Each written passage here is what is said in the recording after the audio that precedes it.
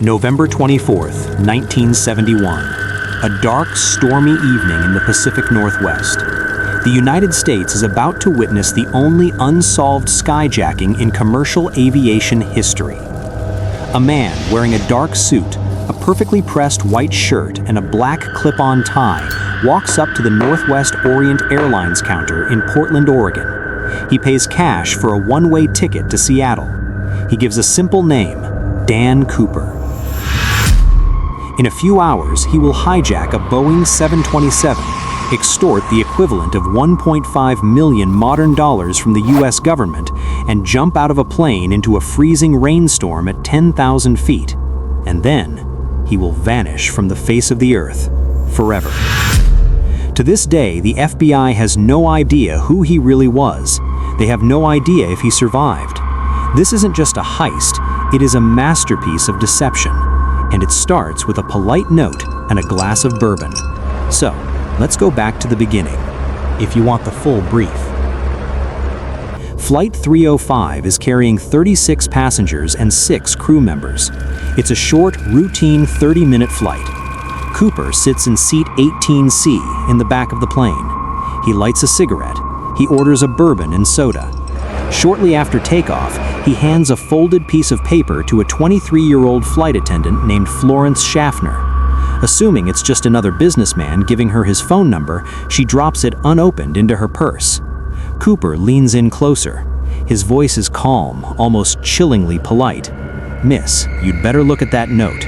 I have a bomb." The note is written in neat all-capital letters with a felt-tip pen.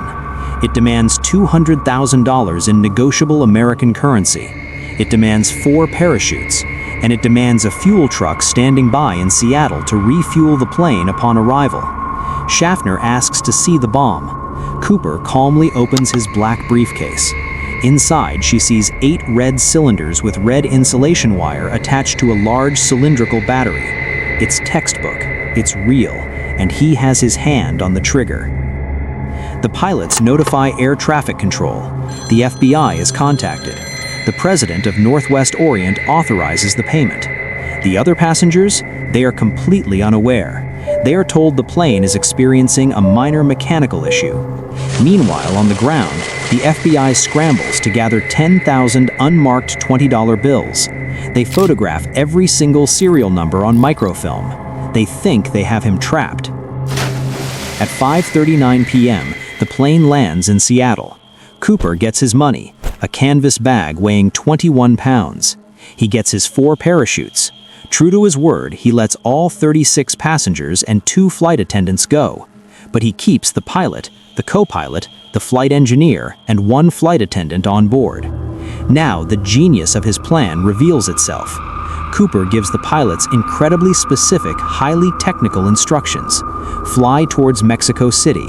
Stay below 10,000 feet. Keep the airspeed precisely at 150 knots, the absolute minimum speed before a 727 stalls and falls out of the sky. Leave the landing gear down. Lower the wing flaps by 15 degrees. And most importantly, leave the cabin unpressurized. These aren't the demands of a desperate criminal. These are the calculations of an aerospace expert. He specifically chose the Boeing 727-100 because it was the only commercial airliner equipped with an aft air stair, a staircase that lowers from the belly of the plane. At 7:40 p.m., Flight 305 takes off again, heading south into a brutal winter storm. 2 Air Force fighter jets secretly tail the plane, one above, one below. At 8 p.m., a warning light flashes in the cockpit. The aft air stair has been deployed. At 8:13 p.m., the aircraft's tail section suddenly pitches upward. The pilots have to manually correct the flight path.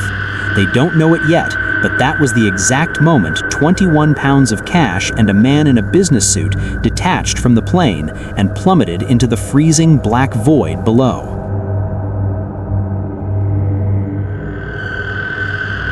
When the plane finally lands in Reno, Nevada, with its rear stairs dragging on the sparking runway, law enforcement swarms the aircraft. They search the cabin. Nothing. Just an empty glass of bourbon, a black clip-on tie, 2 of the 4 parachutes, and a lingering cloud of cigarette smoke. the ghost vanished. The FBI launches NORJAK, one of the most extensive and expensive manhunts in United States history. They search the dense, rugged forests of the Cascade Mountains. They use helicopters, troops on the ground, and submarines in the lakes. They find absolutely nothing. No parachute, no body, no money. Experts claimed no one could survive a jump into a -70-degree wind chill wearing a trench coat and loafers, plunging into a pitch-black forest. They insisted D.B. Cooper died that night. But then, why couldn't they find his remains? For 9 years, the case goes completely cold, until February 1980. A young boy named Brian Ingram is camping with his family along the Columbia River at Tena Bar. He digs into the sand to build a campfire. He finds 3 bundles of severely degraded $20 bills. The total? $5,800. The serial numbers match exactly. It is Cooper's money. But instead of solving the case, this discovery only creates more questions. How did the money get there, miles from his projected drop zone? Why were the rubber bands still intact? Did he bury it? Did it wash down the river? The FBI officially suspended the D.B. Cooper investigation in 2016. They had investigated over 1,000 suspects, men on their deathbeds claiming to be the hijacker, former military paratroopers, disgruntled aviation engineers, but the evidence never fully matched. Whoever Dan Cooper was, he achieved the impossible. He beat the FBI, he beat the system, and he became an immortal American legend.